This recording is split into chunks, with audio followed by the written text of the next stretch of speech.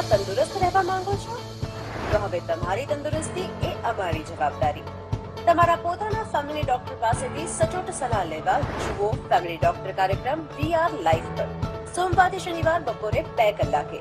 Phone કરો 6355856123 પર અને રહો સદા તંદુરસ્ત.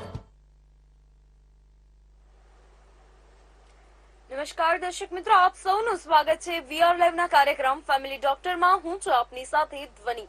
ફેમિલી ડોક્ટર કાર્યક્રમમાં મિત્રો જ્યારે આપણે દરરોજ અલગ વિષય પર માહિતી મેળવતા હોઈએ છીએ ત્યારે આપણે ગત બુધવારના રોજ એક વિષય પર માહિતી મેળવી હતી અને તે વિષય છે ઓબેસિટી. ઓબેસિટીને આપણે સૌ કોઈ આપણે આજે જોઈએ તો 70 થી 80% લોકો આજે ઓબેસિટીનો શિકાર આપણને જોવા મળે છે. નાના બાળકોની વાત કરીએ કે વયસ્કોની વાત કરીએ, આજે સૌ કોઈનું વજન આપણે જોઈએ તો એક લિમિટ કરતા વધારે જોવા મળી રહ્યું છે. તેની પાછળના કારણો વિશે અને વધારે જ વજન વધવાના કયા કયા અલગ અલગ કારણો હોઈ શકે છે તે વિશે આપણે ગત બુધવારે ચર્ચા કરી હતી. ત્યારે આજે આપણે ચર્ચા કરવા જઈ રહ્યા છે કે જ્યારે વધારે પડતું વજન હોય છે ત્યારે આપણે આયુર્વેદિક ઉપચાર કરીને કઈ રીતે આપણું વજન કંટ્રોલમાં કરી શકીએ, વજન કઈ રીતે ઉતારી શકીએ અને ફિટનેસને આપણે સાથે કઈ રીતે સંગત કરી શકીએ. આજે આ વિષય પર માહિતી આપવા માટે આપણી સાથે 25 વર્ષથી વધુ સમયગાળાનો એક્સપિરિયન્સ ધરાવતા વૈદ્ય રાજેશભાઈ ઠક્કર જોડાયા છે, જે આપણને આ વિષય પર સચોટ માહિતી પૂરી પાડશે. રાજેશભાઈ, આપનું સ્વાગત છે. નમસ્કાર. તો રાજેશભાઈ, આપણે ગત સપ્તાહે જે પ્રમાણે BMI વિશે વાત કરી હતી, બોડી માસ ઇન્ડેક્સ વિશે, તો તમામ દર્શક મિત્રોને સૌપ્રથમ કાર્યક્રમ જેમને ન જોયો હોય તેમને સર BMI વિશે ટૂંકમાં થોડી તેના માપદંડો વિશે માહિતી આપશો? હા, ચોક્કસ. એટલે BMI એટલે બોડી માસ ઇન્ડેક્સ છે. એટલે આપણે જે ઓબેસિટીની વાત કરી, સ્થૂળતાની કે સ્થૌલ્ય શબ્દ જે વપરાય છે, તો એના માટેની જે વાત કરી એના માટેનો મોડર્ન એક ક્રાઇટેરિયા છે, એક સમીકરણ બનાવવામાં આવ્યું છે અને એમાંથી જે આંકડો નીકળે એની ઉપરથી સ્થૂળતા કેટલી છે, ગંભીરતા કેટલી લેવાની છે, એ એનું આપણને માર્ગદર્શન મળી શકે છે. તો BMI બોડી માસ ઇન્ડેક્સ એટલે વ્યક્તિનું પોતાનું જે વજન હોય એને એની પોતાની જે ઊંચાઈ છે એને મીટરમાં લખવાની અને મીટરનો એ જે ઊંચાઈ આવે છે એનો સ્ક્વેર કરવાનો છે. તો એ જે સ્ક્વેર કરવામાં આવે છે, ધારો કે મારી ઊંચાઈ છે અત્યારે 5 ફૂટ ને 5 ઇંચ છે, તો અને એટલે મીટરમાં કન્વર્ટ કરો તો 1.68 થાય અને એનો સ્ક્વેર કરવાનો. મારું વજન અત્યારે 74 કિલો છે, તો એ પ્રમાણે જોતા એટલે 76 ભાગ્યા જે ઊંચાઈ આવી એનો 1.68 મીટરમાં એનો સ્ક્વેર કરવાનો અને એનો વજનથી એને ભાગવાના છે. તો આવી રીતે આંકડો નીકળે છે 26 નો. એટલે એ જે આંકડો આવતો હોય તો એ આંકડો કાઢવાનો એની ઉપરથી એનાલિસિસ થાય છે. હવે જો 18 થી 25 ની વચ્ચે આવે તો એ અંડરવેઇટ કહેવામાં અને સામાન્ય ગણવામાં આવે છે. બરાબર છે. એટલે આદર્શ પરિસ્થિતિ કહેવામાં આવે. 18 થી નીચે હોય તો અંડરવેઇટ કહેવામાં આવે છે. એટલે કે એ વ્યક્તિને પોતાનું પોષણ એટલે કુપોષણ કહી શકીએ આપણે, એ પ્રકારની પરિસ્થિતિ કહેવાય. 25 થી 30 ની વચ્ચે આવે તો ઓવરવેઇટ કહેવાય અને 30 થી ઉપર જાય તો ઓબેસિટી કહેવાય. એટલે અત્યારે હાલ હું કહું કે કદાચ મારે માઇલ્ડ ઓવરવેઇટ છે એવું કહી શકીએ મારી હાઈટ પ્રમાણે, મારું પોતાનું જ હું સમજાવું તો. એટલે સમીકરણ જોવાથી દરેક વ્યક્તિને પોતાને ખ્યાલ આવી શકે છે કે આ વસ્તુ છે. એવી રીતે આપણે આયુર્વેદમાં એક શ્લોક જોયો તો, મેદો માસાથી વૃદ્ધતા ચલસ્પિક ઉદરસ્તન અયથોપચાયો ઉત્સાહો સ્થૌલ્યમ ઇતિ ઉચ્યતે.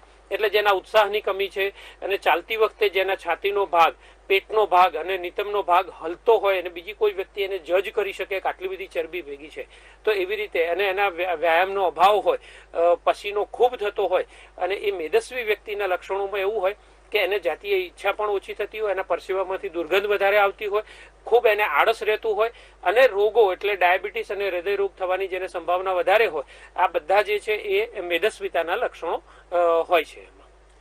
રાજેશભાઈ, ખૂબ જ સરસ રીતે માહિતી આપી અને તમામ દર્શક મિત્રોને બોડી માસ ઇન્ડેક્સ વિશે ખૂબ જ સરસ રીતે તમામ આપે આપના ઉદાહરણ સાથે જ આપે જણાવ્યું. જો દર્શક મિત્રો આપને પણ વધારે પડતું વજનની સમસ્યા હોય, આપ પણ જો આ પરિસ્થિતિનો સામનો કરી રહ્યા છો તો આપ પણ અવશ્યથી ટીવી સ્ક્રીન પર જે નંબર દર્શાવવામાં આવી રહ્યો છે તેના પર ફોન કરીને અમારી સાથે જોડાઈ શકો છો. અને હા, ફોન કરતી વખતે 2 બાબતોનું ધ્યાન રાખવું ખૂબ જરૂરી છે.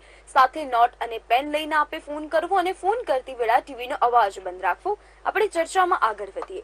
રાજેશભાઈ, ખાસ કરીને અત્યારે જે પ્રમાણે અત્યારની જે લાઈફસ્ટાઈલ આપણે જોઈ રહ્યા છે તે પ્રમાણે આપણે ખૂબ જ સરસ એક બોડી માસ ઇન્ડેક્સ વિશે માહિતી આપી. આપણે આગળ વધીએ તે પહેલા એક કોલર મિત્ર લઈએ. હેલો. જી, સૌપ્રથમ આપના ટીવી નો અવાજ બંધ કરવા માટે વિનંતી રહેશે. હા જી, આપનું નામ જણાવશો અને આપ કયા વિસ્તારમાંથી વાત કરી રહ્યા છો? હું ગુજરાત રાજ્ય રાજકોટ જિલ્લાનો જેતપુરથી બોલું છું. હા જી, આપનું નામ? ભરતભાઈ બચ્ચુભાઈ. જી ભરતભાઈ, સ્વાગત છે આપનું ફેમિલી ડોક્ટર કાર્યક્રમમાં. આપ આપનો પ્રશ્ન જણાવશો. મને પગમાં વાઇબ્રેશન થાય છે 1.5 વર્ષથી અને કંપારી છૂટે છે. ઉંમર કેટલી છે? બધા રિપોર્ટ બધા નિર્મલ આવે છે. ઉંમર કેટલી છે આપની? 57 વર્ષ. 57 વર્ષ. કેટલા સમયથી આ થઈ રહ્યું? 1.5 વર્ષથી? 1.5 વર્ષથી હા, રાજકોટ દેવલ સાહેબ ની અમદાવાદ ડોક્ટર દેવલ પરેખની મારા અલ્સરેટિક કોલાઇટિસ સારવાર ચાલુ છે. અચ્છા, અલ્સરેટિક કોલાઇટિસ થયેલો છે આપને? છે મને 12 વર્ષ છે. અત્યારે 80% રાહત છે. ઓકે, એમાં હમણાં વાડીલાલમાં વાસ્ક્યુલર સર્જન અગ્રવાલ સાહેબ ને બતાવ્યું. એ બધામાં જ કે છે મને ખબર નથી પડતી. ઓકે, હમણાં એક ભાઈ કે તમે સાયક્રિસ્ટ ડોક્ટર ને બતાવો, બરાબર. મનોચિકિત્સક ને. હા, તમને તકલીફમાં શું થાય છે? બંને પગમાં ધ્રુજારી આવે છે? પગમાં કોકે રબર કેમ ફિટ કરી દીધું એ રીતે થાય છે. ઘરમાં દિવાલ ના ટેકે ટેકે હાલું છું. અચ્છા, ચાલવામાં સુજોગ સાહેબ તો ચાલવા સુજોગ સાહેબ હું પણ લોહાણાનો દીકરો છો. બરાબર બરાબર. તમને ચાલવામાં તકલીફ પડી રહી છે? હા, દિવાલ ના ટેકે ટેકે ચાલવું પડે. પેન્ડી લગી પગ ભરાઈ જાય છે. બરાબર. એટલે વાસ્ક્યુલર સર્જને તમારું કઈ કલર ડોપલર રિપોર્ટ કરાવ્યો છે? ના પાડી કે મને ખબર જ નથી પડતી. હમણાં મને અમદાવાદ દ્વારા દેવલ સાહેબ તરીકે બોમ્બે મોકલ્યો હતો અમેરિકાના ડોક્ટર પાસે. 20,000 વિઝિટ થઈને એને મને 20,000 વિઝિટ પાછી આપી તો મને ખબર નથી પડતી દાદા. સાંભળો હવે. 85 વર્ષના ડોક્ટર કે મને ખબર નથી પડતી. સારું સારું પછી સારું. હા, બોલો. હેલ્પલાઇનમાં મેં મારા નંબર રિંગ કરી હતી. અચ્છા, એને મને કીધું તમે મનોચિકિત્સક ડોક્ટર ને બતાવો. ના ના, મનોચિકિત્સક ને બતાવવાની જરૂર નથી. આયુર્વેદમાં એનો ઈલાજ મળી શકે છે. હું તમને એક ભલામણ કરું છું, અમારી હોસ્પિટલનો નંબર જે હોય નીચે અત્યારે scroll મારી થાય છે. પાસે છે ને તમારું સરનામું મારી પાસે છે. હા જીવરજની 4 રસ્તા તમારી હોસ્પિટલ છે. હા, સાંભળો, મારી વાત સાંભળી લો. 722 797 5241 અને છેલ્લે 5242 પણ આવે. 2 નંબર છે આવા. હા, બરાબર. ત્યાં ફોન કરી એપોઇન્ટમેન્ટ લેજો. તમારા જૂના રિપોર્ટ બધા અમને મોકલો વોટ્સએપ દ્વારા. અને જે કન્સલ્ટેશન કે કરાવવું હોય તો તમારે એ કરાવી અને આપણે ડીપમાં જઈશું. ખૂબ જોઈશે, સમય ઘણો જોઈએ. અહીંયા સમયનો અભાવ હોય. એટલે હું આવતા તમને મંગળવારે મારે દેવલ સાહેબને બતાવવાનો વારો છે. હા, તો ત્યારે રૂબરૂ બતાવવા માટે હા રૂબરૂ બતાવવા માટે આવી શકો. તમારા રિપોર્ટની ફાઇલ જોડે રાખશો અને હું ત્યાં સુધીના કેટલાક પ્રશ્નો હજી મારે પૂછવા છે. તમને ચાલવામાં એટલે પડી જતા હોય એવું લાગે છે? હા, પડી ગયો 3 વખત તો પડી ગયો તો. બરાબર છે. તો તમને અત્યારે નાડી તંત્રની અંદર ક્યાંક ખામી છે ચેતાતંત્રમાં અને સાથે એવું પણ બની શકે કે કદાચ તમારો કલર ડોપલર રિપોર્ટ એટલે બંને પગની અંદર લોહીની ધમનીઓ અને જે કઈ શિરાઓ હોય તો એનો એક રિપોર્ટ કરાવવાની જરૂર પડે. જો હશે તમારા રિપોર્ટમાં તો આપણે નવું ન કરાવીએ. એટલે 2 કારણોસર આવું થઈ શકે છે. તમને ડાયાબિટીસ નથી ને? ના, ડાયાબિટીસ નથી, બીપી નથી, ખાલી અલ્સરેટિક કોલાઇટિસ છે. સારું. તો આની ચોક્કસ ચિકિત્સા થઈ શકે છે. હું પ્રાથમિક અત્યારે તમને એક આપું છું. તમને આડઅસર વગર થોડીક રાહત થવાની શરૂઆત થાય. અને તમે કીધું લોહાણાના દીકરા છો તો જય જલારામ તમને પણ. હા, જય જલારામ. હા, ફોન કપાય છે. તમે ટીવી પર અવાજ સાંભળો. જી ડોક્ટર. એમને આપણે 2 ઔષધો સૂચવીએ છીએ પણ હજી એ નિદાનની ચોકસાઈ અને વધારે અંદર ઊંડા ઉતરવાની જરૂર લાગી રહી છે. કેમ કે ગંભીર છે અને ઘણા બધા નિષ્ણાતો પણ હજી જજ નથી કરી શક્યા. એટલે થોડી પ્રાથમિક માહિતીના આધારે બધું જજમેન્ટ લેવું થોડું અઘરું હોય છે. 2 ઔષધો હું એમને સૂચવું છું. એક મહાતિક્ત ક્વાથ ટેબ્લેટ આ નામનું એક ટેબ્લેટ આવે છે, 2 લેવાની છે. અને બીજું એક છે મહાવાત વિધ્વંસ રસ. બંનેમાંથી 2 ગોળી સવાર સાંજ ગળી જવાની છે. નિયમિત રીતે આ કરો. કોઈ પણ આડઅસર એમનો જે રોગ ચાલી રહ્યો છે એમાં થયા વગર થોડીક સુધારાની શરૂઆત કરશે. જી ડોક્ટર. જી રાજેશભાઈ, તો આપણે ખાસ કરીને આજે વધારે પડતા વજન વિશે જ જ્યારે વાત કરી રહ્યા છીએ ત્યારે હું એક સામાન્ય પ્રશ્ન જે દરેક વ્યક્તિના મનમાં હોય છે, અત્યારના જે યુવા પેઢી છે આપણે જોઈએ તો કામ ઓછું કરવું હોય છે અને ફળ વધારે જોઈતું હોય છે.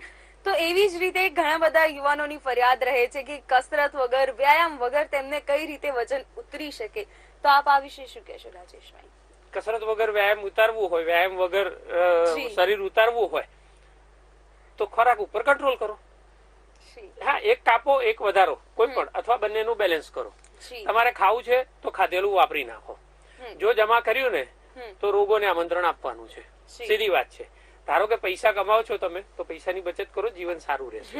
બરાબર. ભવિષ્યમાં આકસ્મિક કઈક ખર્ચો આવી ગયો તો જરૂર પડે તો સારું, પૈસાની બચત કરવાની, કેલરી બધી વાપરી નાખવાની, ખાધેલું બધું વાપરી નાખવાનું. તો શરીર છે, હું ગેરંટી આપું છું, આયુર્વેદના ગ્રંથોમાં લખેલું છે, નિયમિત વ્યાયામનો અભ્યાસ કરતો હોય અને સારું આચાર રસાયણ, એટલે કોઈ પણ મનમાં કોઈનો પ્રત્યે દ્વેષ કે કશું રાખ્યા વગર સારું જીવન જીવતા હોય અને સારી રીતે પોતાનો જે કઈ વ્યવસાય છે એ આદર્શ નિયમોથી કરતો હોય તો એ વ્યક્તિને કોઈ રોગો પીડા આપી શકતા નથી, આવું એક શ્લોકમાં લખેલું છે.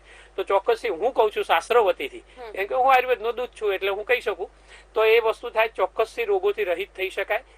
આ તો મેદસ્વીતાની વાત નથી, હું તો બીજા બધા રોગોની વાત કરું કે બધા રોગોથી રહિત રહી શકાય. બરાબર. હવે મહત્વની વસ્તુ એ છે કે આપણે જો ખાધું અને ખાધા પછી બહુ મહત્વની વાત છે, દિવાસ્વાપાત વરાહ ઈવો પુષ્યથી, એટલે જમ્યા પછી સુઈ રહેવાથી બેડોળ રીતે ચારે બાજુથી ચરબીનો ભરાવો થઈ અને વજન વધે છે. એટલે સામાન્ય રીતે જોઈએ ને, ઘણા બધા એવું કે સાહેબ મારું વજન તો હજી 65 જ કિલો છે, પણ જુઓ તો તમે એવું લાગે કે 75-80 કિલો હશે.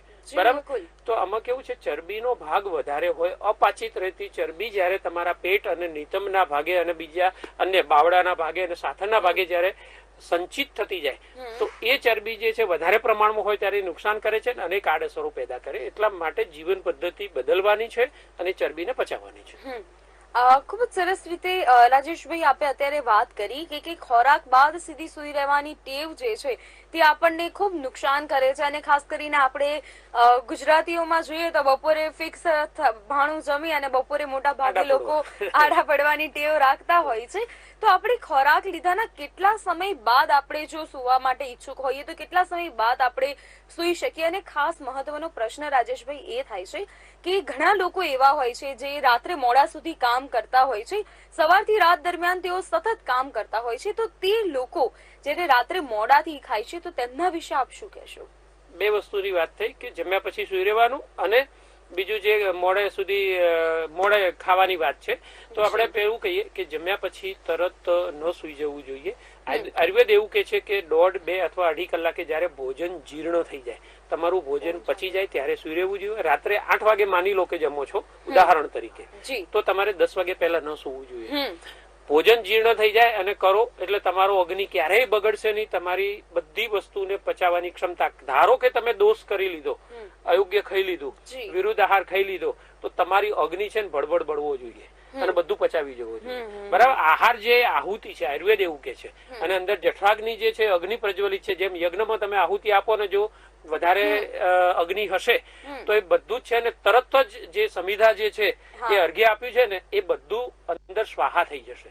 ધારો કે નથી અને તમે એવી કલ્પના કરો અગ્નિનો અભાવ છે, ફક્ત દેવતાઓ છે અને ઉપર રાખ ચડેલી છે ને એમાં તમે નાખશો તો ધુમાડો થશે.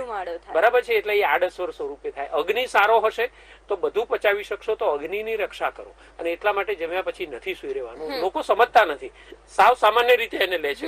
પણ આદર્શ નિયમ એટલો છે કે તમે પાલન કરો તો કેટલા બધા તમારી આજુબાજુમાં જેવા અનેક એવા વડીલો હશે કે જે આવી પદ્ધતિથી જીવતા હશે, તેમને બહુ સારી રીતે તંદુરસ્તી પૂર્વક જીવન જીવતા તમે જોતા હશો. જી રાજેશભાઈ, વધુ ચર્ચામાં આગળ વધીએ તે પહેલા વધુ એક કોલર મિત્ર જોડાયેલા છે. હેલો. હા, નમસ્તે. જી નમસ્કાર. આપનું નામ જણાવશો અને ક્યાંથી વાત કરી રહ્યા છો? હું માંગનાથ પીપળી ભરતભાઈ ગોસ્વામી બોલું છું. જી ભરતભાઈ, સ્વાગત છે આપનું. જણાવો આપનો પ્રશ્ન.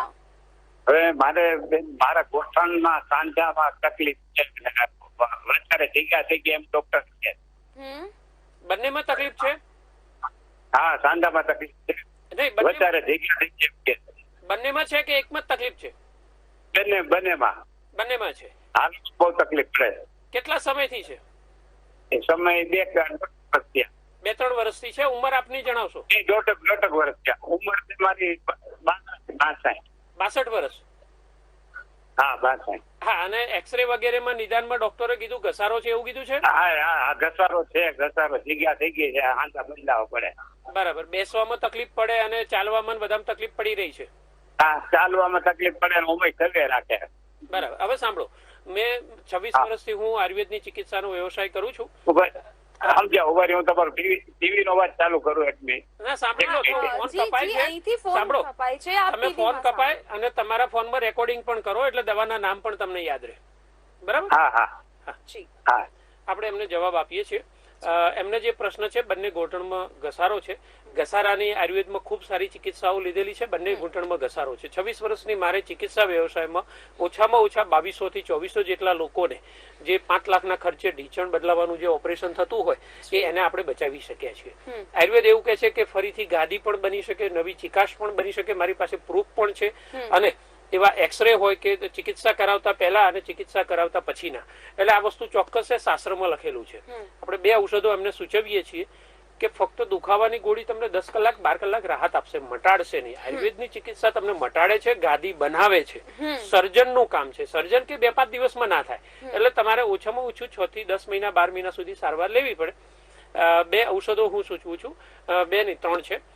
એક યોગરાજ ગુગુલોની 2 ગોળી લેવાની છે. 2 ગોળી સવાર સાંજ ગળી જવાની. એની ઉપર મહારાષ્ટ્રનદી ક્વાથનો ભૂકો, 2 ચમચી ભૂકો 1 ગ્લાસ પાણી સાથે ઉકાળી ગાળી અને પીવાનો છે. ઉકાળો ગાળી લીધા પછી અંદર મહાનારાયણ તેલની 1 ચમચી અંદર નાખવાની છે અને એ ઉકાળો એવી રીતે પીવાનો છે નિયમિત રીતે, અને એ જ તેલની ત્યાં માલિશ કરીને શેક કરવાનો છે. જી રાજેશભાઈ, સતત આપણે જોતા હોઈએ છીએ, આપે ખૂબ જ સરસ રીતે માહિતી તમામ દર્શક મિત્રોને સંદેશો આપ્યો કે 2 કલાક સુધી જ્યારે પણ આપણે ભોજન લઈએ છીએ ત્યારે 2 કલાક સુધી આપણે સૂવું ન જોઈએ, જેના કારણે જો આપણે સૂઈ જઈશું તો અવશ્યથી આપણી ચરબીમાં વધારો નોંધાય છે. રાજેશભાઈ, સતત જે પ્રશ્ન થતા હોય છે તે પ્રશ્નોમાં ઘણા પ્રશ્ન એવા હોય છે કે આજે બજારમાં ઘણા બધા સપ્લિમેન્ટ્સ મળે છે, ઘણા બધા પ્રોટીન શેક આપણે કહી શકીએ, દવાઓ મળે છે, જેના કારણે અને દાવો કરાય છે કે જો તમે તે સપ્લિમેન્ટ્સ લેશો તો તમારું વજન છે તે ત્વરિત ઉતરશે. તો આ જે તમામ સપ્લિમેન્ટ્સ આજે મળી રહ્યા છે તે લેવા શું યોગ્ય ગણાય આપણે? ના, વજન ઘટાડવા માટેનું કેવું છે, આયુર્વેદ એવું કહે છે એક ચોક્કસ પદ્ધતિ છે. અને જે વિષય કે ધારો કે ફક્ત માર્કેટિંગના ઉપર જોર ઉપર ચાલતું હોય એવી પ્રોડક્ટ લેવાની હું હંમેશા ના પાડું છું. સામાન્ય રીતે એવું છે કે તમારે કોઈ પણ એલોપેથી ચિકિત્સા કરાવી છે તો એના નિષ્ણાત પાસે મળો. એના ખબર છે કે પોઝિટિવ નેગેટિવ પોઈન્ટ ખબર હોય ને એમાંથી નિર્ણય લેશે અને તમને જાગૃત કરશે કે હા આવી રીતે આવું થઈ શકે છે. એવી રીતે આયુર્વેદની ચિકિત્સા કરાવી છે તો આયુર્વેદના જે વ્યવસાય કરતા હોય, ચિકિત્સા વૈદ્ય હોય, એની પાસે સારવાર કરાવવી જોઈએ તો એને ખબર પડે. કેમ કે પ્રકૃતિ ઉપર આધારિત છે. પિત્ત પ્રકૃતિના માણસને વધારે પડતી ગોગળની અને બીજી ગરમ દવાઓ આપવામાં આવે તો તકલીફ કરી શકે. વાયુ અને કફ પ્રકૃતિના માણસોને ગરમ દવાઓ છૂટથી આપી શકાય, કોઈ તકલીફ નથી પડવાની. એટલે એક જ ઔષધ બધાને લાગુ પડે, એક જ વજન ઘટાડવાની વસ્તુ, એક જ પ્રોડક્ટ એ બધા માટે કામ કરે એવું આયુર્વેદ ના પાડે છે. પ્રકૃતિ ઉપર આધારિત છે. એટલે ધારો કે પ્રકૃતિ એવી છે તો એ પ્રમાણેના ઔષધોમાં બદલાવ લાવવો પડે. એટલે એક જ પ્રોડક્ટ લેવાની તો હું ના પાડું છું. એને બદલે એક સાચી રીતે સલાહ લઈ અને એનું માર્ગદર્શન લઈને એ પ્રમાણે ચિકિત્સા કરાવવી જોઈએ. જી, અને આજકાલ આપણે જોઈએ છે તો ઘણા યુવાનો જે છે, ખાસ કરીને આજે આપણે યુવાનો પર વધારે ફોકસ કરી રહ્યા છે કેમ કે એમને આ સમસ્યા ખૂબ જોવા મળતી હોય છે. તો જીમ ચાલુ કરે તો છે પણ મહિના સુધી જ તે જીમ જઈ શકે છે. એટલે આપ જે તમામ દર્શક મિત્રો આપણને નિહાળી રહ્યા છે તેમને કયા પ્રકારના જે આપણે કહી શકાય કે પ્રાથમિક જે આસનો છે જેમના થકી તેમને રાહત મળી શકે, જો સતત વજન વધતું હોય તો તે પ્રાથમિક આસનની શરૂઆતથી તેમને થોડી રાહત મળી શકે તે વિશે જણાવશો? હા, આસનો બહુ સારા ઉપયોગી થઈ શકે. એટલે પ્રાણાયામ પણ કરી શકો છો, આસનો પણ કરી શકાય છે. કેટલાક આસનોની વાત કરીએ તો એક ઉત્તાન પાદાસન નામની એક આસન આવે છે. એટલે એમાં સીધા સુઈ રહેવાનું હોય અને ઢીંચણમાંથી પગ વાળ્યા વગર આપણે નિતંબના ભાગેથી આમ અદ્ધર કરવાના હોય છે. 45 ડિગ્રી સુધી ટકાવી રાખવાના છે. એટલે વારંવાર દરરોજ જો આસન કરવામાં આવે તો ચરબીના ભાગે સંચિત થયેલી, ઘણા લોકોને એવું હોય ફક્ત પેટના ભાગે ચરબી વધે, વજન બહુ વધારે ના હોય પણ પેટના ભાગે ચરબીનો ભરાવો ખૂબ થયો હોય તો એ લોકો માટે ઉત્તાન પાદાસન છે. અને જે લોકોને સમજણ હોય તો એ ઇન્ટરનેટનું સર્ચ કરી શકતા હોય તો ઉત્તાન પાદાસનનું સિચ્યુએશન કેવી હોય છે એના વિશેની માહિતી લઈ અને સારી રીતે યોગ નિષ્ણાત પાસેથી પણ સલાહ લેવી હોય તો લઈ શકે. ચક્રાસન, હલાસન અને સર્વાંગાસન, આ બીજા આસનો પણ એમાં ખૂબ ઉપયોગી સાબિત થઈ શકે છે. પણ કેટલાક આસનો એવા છે કે જેને કમરની તકલીફ હોય અને બીજા એવા કોઈ રોગો હોય તો એ પ્રમાણે એને ધ્યાન રાખવું પડે છે. એટલે બધા આસનો દરેક વ્યક્તિ ન કરી શકે. એટલે માહિતી લઈ અને પછી કરવું જોઈએ. પણ આટલા આસનો ચરબી ઘટાડવા માટે બહુ જ સારા ઉપયોગી થઈ શકે. જી રાજેશભાઈ, આપણી સાથે વધુ એક કોલર મિત્ર જોડાયેલા છે. હેલો. હેલો. જી આપના ટીવી નો અવાજ બંધ કરવા વિનંતી રહેશે. હા જી હેલો, હું સંગીતાબેન બોલું સરખેજથી. જી સંગીતાબેન, ટીવી નો અવાજ સાવ બંધ કરી દો. આપ પહેલા ફોન પર વાત કરી લેશો.